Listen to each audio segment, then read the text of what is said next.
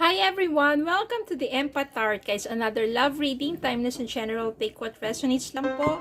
Tignan natin ngayon ang energy ng person ninyo. Ano bang nais niya sabihin sa inyo? Ano ang thoughts and feelings niya about you sa mga panahon na to? Okay, especially kapag wala kayong contact. Ano ang thoughts and feelings niya about you? Anong nais niya sabihin? Ay, ano yung nais niyang iparating? Tignan po natin ngayon. Again, take what resonates lang po since this is general or collective reading. Hindi lahat maaring makaresonate. Maybe some of you makaresonate sa some part of the readings, okay? Spirit guides, send me messages. Anong naisabihin ng kanilang mga person? Thoughts and feelings about them. Spirit guides, send me more messages. Anong naisabihin ng kanilang person? Ayan. Ito yung unang lumabas, I want you. Gusto ko pa rin talaga ng person mo. I look for you everywhere. Nahanap ka niya. Yan. I knew exactly what I was doing. So, ano naman daw niya talaga kung ano yung nagawa niya. Yung before. Maaari kasi siguro may plano tong person mo. Tapos hindi lang kayo nagkaunawaan, nagkalayo kayo, pero still, hinahanap ka niya at gusto ka niya. Yun naman pala eh. Tingnan natin, ano pa yung thoughts and feelings niya about you, ano bang energy ngayon ng person mo, ano ba sitwasyon niya ngayon. Spirit guides, send me messages. Thoughts and feelings ng person nila, situation ngayon.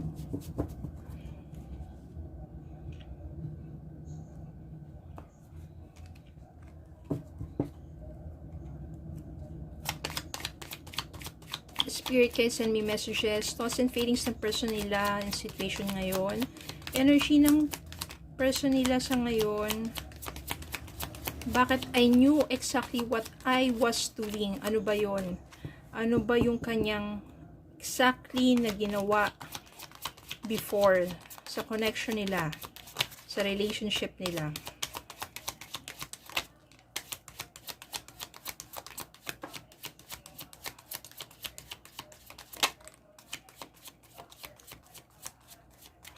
Yan. Love mo pa rin talaga tong person mo. Queen of Cups. No, gusto ka niya, mahal mo pa rin siya.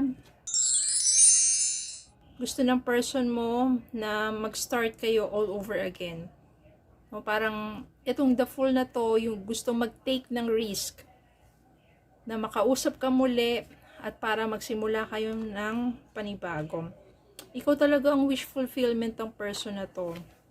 Yan no, I look for you everywhere. Kapag nahanap ka na niya, or kapag nagkaroon ng pagkakataon na muli kayong magkausap, it will be a wish fulfillment para sa kanya na mabigyan mo siya ng pagkakataon to start over again. Ito, Eight of Wands, gusto niya talagang makausap ka. At magkakaroon dito talaga ng reaching out, ng heart-to-heart talk dito. Five of Cups, ito. Meron na ditong regrets, meron na ditong matinding pagsisisi para sa person mo. Kung ano man yung nagawa niya before, I knew exactly what I was doing. Ngayon, meron na siyang regrets doon. Meron na siyang pinagsisisihan at maaring na-realize na niya na talagang ikaw yung nais at yung gusto niya talaga na makasama. Kaya ito, merong Knight of Swords and merong Knight of Wands. Parehong Knight. Sumari talaga yung person mo. No, I look for you everywhere. Kaya itong Knight na to symbolizes that your person is looking for you everywhere. At talagang gusto niya magkaroon kayo ng communication. Gusto niya magkaroon kayo ng pag-uusap. Nandiyan yung damdamin niya na nag-aapoy. Parang talagang gustong-gusto niyang makita ka at makausap.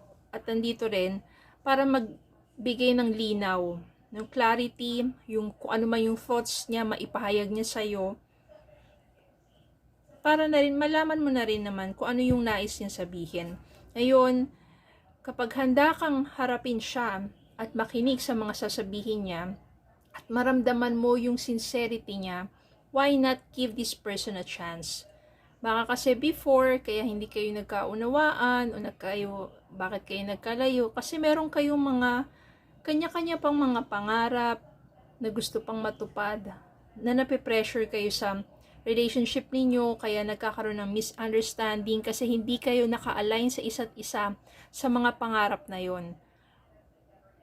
Kaya siguro, yun yung dahilan. Pero this person wants to talk to you, wants to reach out to you, meron ditong regrets or pagsisisi na sa mga nagawa niya.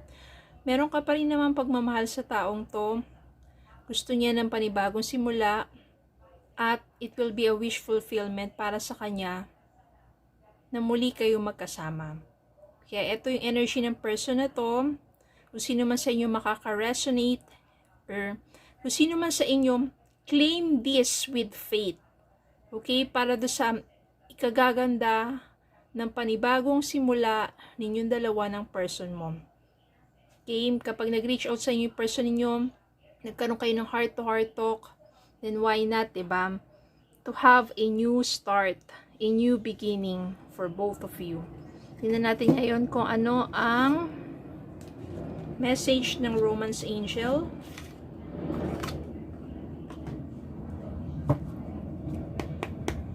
Spirit Guide, send me messages. Anong message ng Romance Angel para sa connection na ito? Yan. This could be the one. You already met the romantic partner you seek. Baka kasi etong person mo na to na gusto mag-reach out sa'yo, na gustong bumalik sa'yo, na gusto ng panibagong simula, maybe siya na kasi yung the one. Diba minsan ganun eh, love is sweeter the second time around. Kaya maybe this person is the one. Okay? At kung meron pagkakataon for a new start, then why not? Tingnan naman natin ngayon.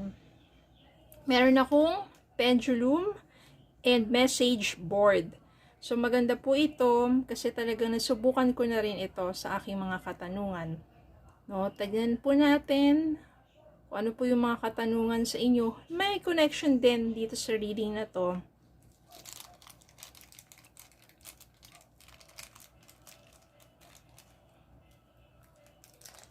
Okay, maganda po itong pendulum kasi kahit hindi ko siya gagalawin, kusa siyang gagalaw.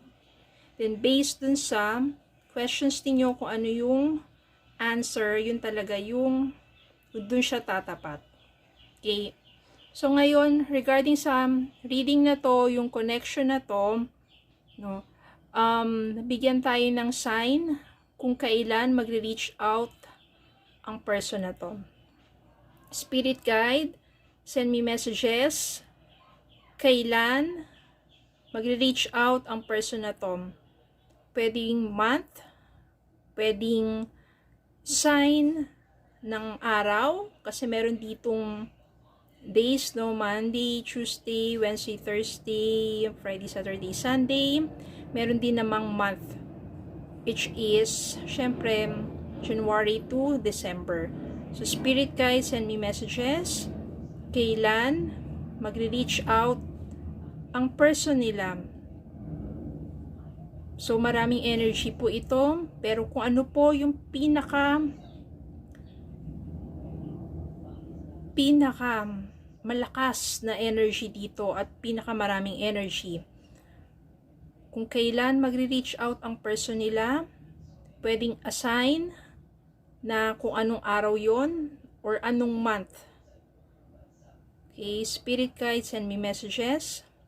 Kailan magre-reach out ang person nila? Give me a sign kung anong month. Sige, para hindi siya maguluhan. Specific tayo. Kung anong month magre-reach out ang person nila. Spirit Guide, send me messages. Kung anong month magre-reach out ang person nila. Pinakamalakas na energy. Pinakamalakas na energy. Pinakamalakas na energy dito. Pinakamarami at pinakamalakas na energy Kung anong month magre-reach out ang person nila. Spirit guide, send me messages. Pinakamalakas na energy. Anong month magre-reach out ang person nila. Spirit guide, send me messages. Anong month magre-reach out ang person nila. Based dito sa reading na to. Anong month magre-reach out ang person nila. Anong month magkakaroon sila ng communication. Na muling maibabalik ang kanilang connection. Based dito sa reading na to. Spirit guide, send me messages. Anong month magre-reach out ang person nila. Magkakaroon sila ng heart-to-heart talk. Pinakamalakas, pinakamarami, at pinakamalakas na energy dito. Spirit guide, send me messages.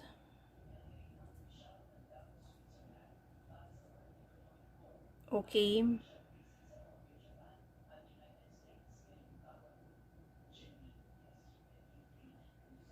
Nakakangawit pero tingnan, hindi ko ginagalaw yung aking pero talagang wala ring hangin dito. Spirit guide, send me messages. Pinakamalakas at pinakamaraming energy. Anong month magre-reach out ang person nila. Magkakaroon sila ng heart-to-heart talk. Makakapag-usap sila ng gusto. Spirit guide, send me messages. Pinakamalakas at pinakamaraming energy. Anong month magre-reach out ang person nila. Magkakaroon sila ng heart-to-heart talk. Regarding sa reading na to. Pinakamalakas na energy. Possibly, meron ditong nakalagay. Possibly, tinuturo niya. Possibly Sunday.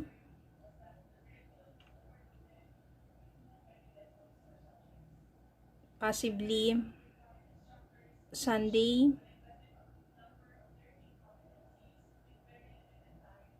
November. Possibly Sunday, November. Yun po yung nakukuha kong message. Possibly Sunday, November, May.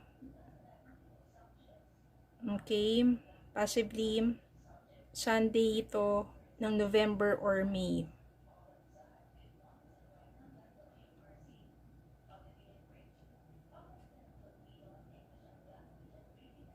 Then yes.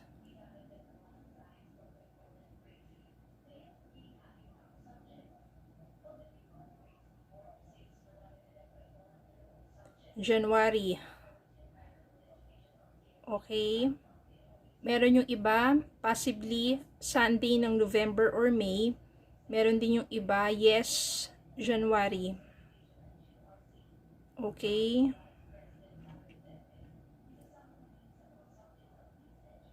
Ayan, ang dami kasing energy dito, kaya iba-iba yung mga inaano niya.